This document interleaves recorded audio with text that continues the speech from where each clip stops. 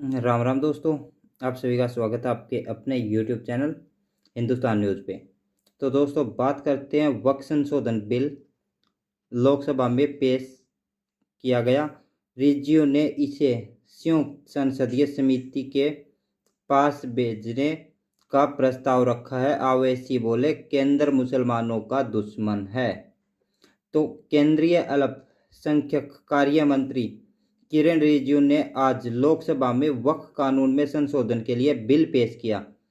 रिजिजू ने बिल को संयुक्त संसदीय समिति जेपीसी के पास भेजने का भी प्रस्ताव रखा है। इस बिल का कांग्रेस, सपा, एनसीपी, एआईएमटीएमसी, सीपीआई और आईयूएमएल डीएमके आरएसपी ने विरोध किया है। कांग्रेस सांसद केवी वेणुगोपाल राव ने कहा, सरकार कम्युनिस्ट नीति के बीच में विवाद पैदा करना चाहती है। एआईएम ने ओवैसी ने कहा, इस बिल को लाकर केंद्र सरकार देश को जोड़ने का नहीं बल्कि बांटने का काम कर रही है। यह विधेयक इस बात का सबूत है कि आप मुसलमानों के दुश्मन हैं। किरेज रिजिजू ने कहा, वक्फ एक्ट में पहले भी संशोधन हुए हैं। हम स्ट्रक्चर कमेटी की रिपोर्ट के आधार पर बदलाव कर रहे हैं। इस कमेटी को आपने कांग्रेस ने ही बनाया था। वक्फ अधिनियम 1995 में संशोधन बिल पास होने के बाद वक्फ बोर्ड किसी भी संपत्ति को अपना नहीं बता सकता। अभी वक्फ के पास किसी भी जमीन को अपनी संपत्ति घोषित करने की शक्ति है। जमीन पर दावा से पहले उसका वेरिफिकेशन करना होगा। इसे बोर्ड की मनमानी पर रोक लगेगी।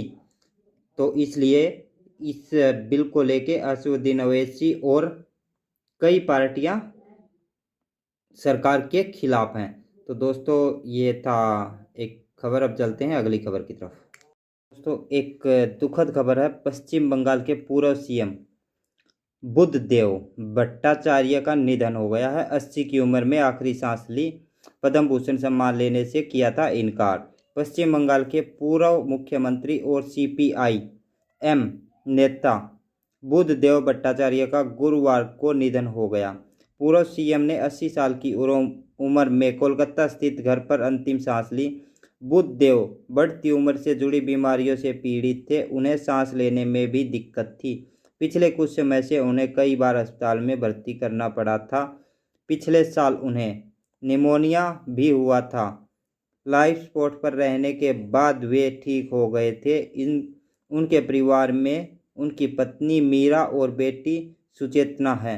भट्टाचार्य ने सीपीआई एम की सरकार में 2002 से 2011 तक 11 साल बंगाल का सीएम पद संभाला। 1977 से 2000 तक ज्योति बसु के नेतृत्व में सीपीआईएम। दोस्तों दिल्ली कोचिंग हादसे की मजिस्ट्रेट जांच रिपोर्ट आई सामने। बेसमेंट का गलत इस्तेमाल किया गया।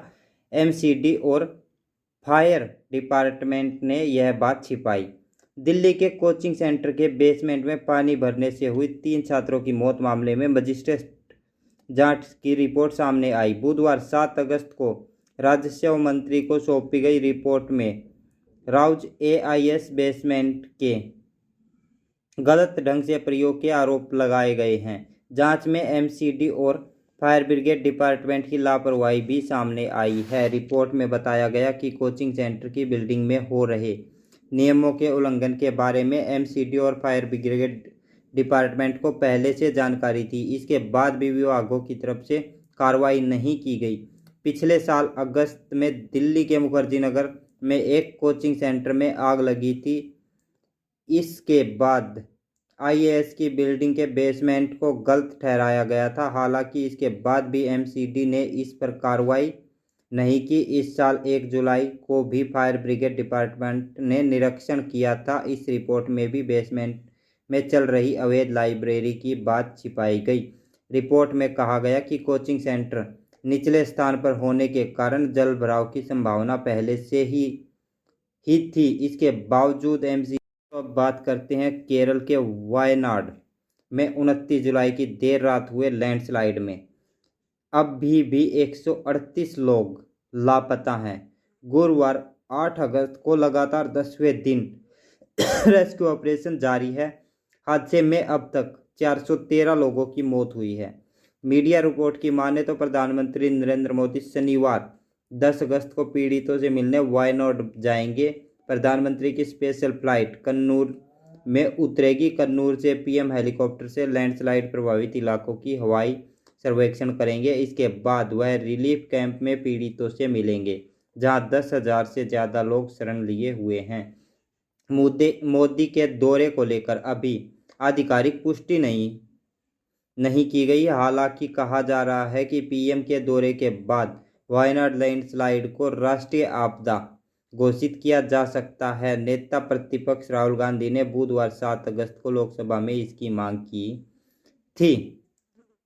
तो दोस्तों, शायद 10 अगस्त को हमारे पीएम वायनाड जाएंगे। तो अब चलते हैं अगली खबर की तरफ। तो दोस्तों, भारत में घुस रहे 15 से बांग्लादेशियों को बीएसएफ ने रोका। अंतरिम सरकार के शपथ ग्रहण में भारत को भी न्योता हाई कमीशन जा सकते हैं। बांग्लादेश में हिंसा और राजनीतिक उथल पुथल के बीच बीएसएफ ने भारत में घुसने की कोशिश कर रहे थे करीब 1500 बांग्लादेशियों को रोका है।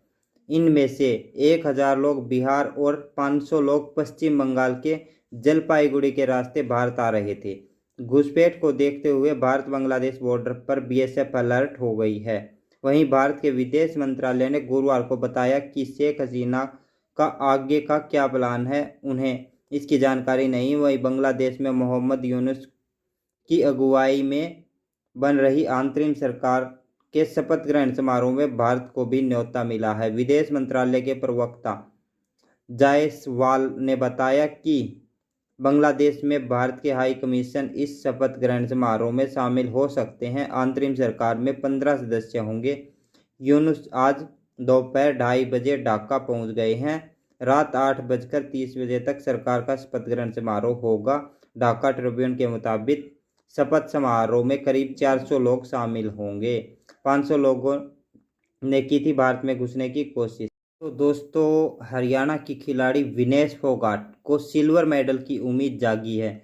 सीएएस ने अपील स्वीकार की है। ओलंपिक से डिस्क्वालीफाइड करने पर संन्यास ले चुके रेसलर।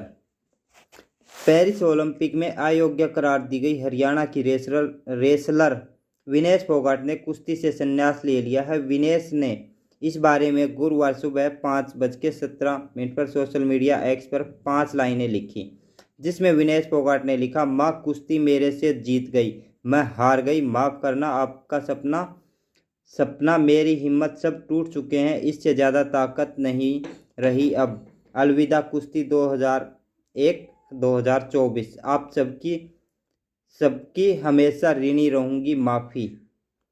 संन्यास के ऐलान से पहले बुधवार रात उन्होंने अपने डिस्क्वालीफाई के खिलाफ अपील दायर की थी। उन्होंने court of arbitration for sport से मांग की कि उन्हें संयुक्त रूप से सिल्वर मेडल दिया जाए।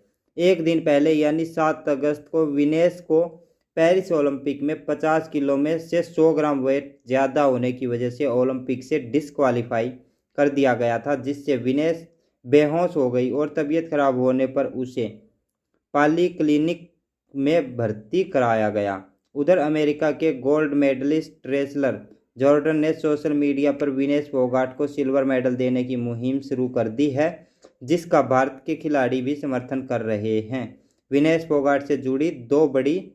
तो दोस्तों, करीब 3 महीने बाद होने वाले विधानसभा चुनाव से पहले हरियाणा की बीजेपी सरकार ने बड़ा फैसला लिया है। गुरुवार को कैबिनेट मीटिंग के बाद सीएम नायब सैनी ने कहा कि सरकार में काम कर रहे कच्चे कर्मचारियों को पक्का किया जाएगा। सरकार के इस फैसले से 1,20,000 कर्मचारी परमानेंट यानी सरकारी नौकरी में आ जाएंगे। सीएम सैनी ने कहा कि राज्य में अब कच्चे कर्मचारियों की नौकरी नहीं जाएगी। कच्चे कर्मचारियों को लेकर एक एक्ट लाकर उनकी सेवा को सुरक्षित किया जाएगा। अनाउंस सोर्स और HKRN के तहत लगे कर्मचारियों को इसका फायदा मिलेगा। सीएम ने कहा कि कर्मचारियों को पे स्केल का बेसिक वेतन मिलेगा। सालाना वेतन वृद्धि का लाभ भी कच्चे कर्मचारियों को सरकार की इस पॉलिसी के तहत मिलेगा। मुख्यमंत्री सैनी ने स्पष्ट किया कि सरकार जो पॉलिसी ला रही है उसमें 50,000 रुपये से अधिक वेतन वाले कर्मचारी शामिल नहीं किए जाएंगे। इसके साथ ही केंद्र सरकार की योजनाओं से स्पॉन्सर कर्मचारियों को इसका लाभ नहीं मिलेगा। सीएम ने प्रेस ब्रीफिंग के दौरान बताया कि 17 अगस्त को फिर से कैबिनेट मीटिंग बुलाई गई है। तो दोस्तों ये थी आज की खबरें। आप लोगों को कैसी लगी? अगर वीडियो अच्छी लगी हो तो वीडियो को लाइक करो, शेयर करो, चैनल को सब्सक्राइब करो। मिलते हैं नेक्स्ट वीडियो में, तब तक के लिए जय हिंद, वंदे मातरम, भारत माता की जय। जय श्री राम, हर हर महादेव।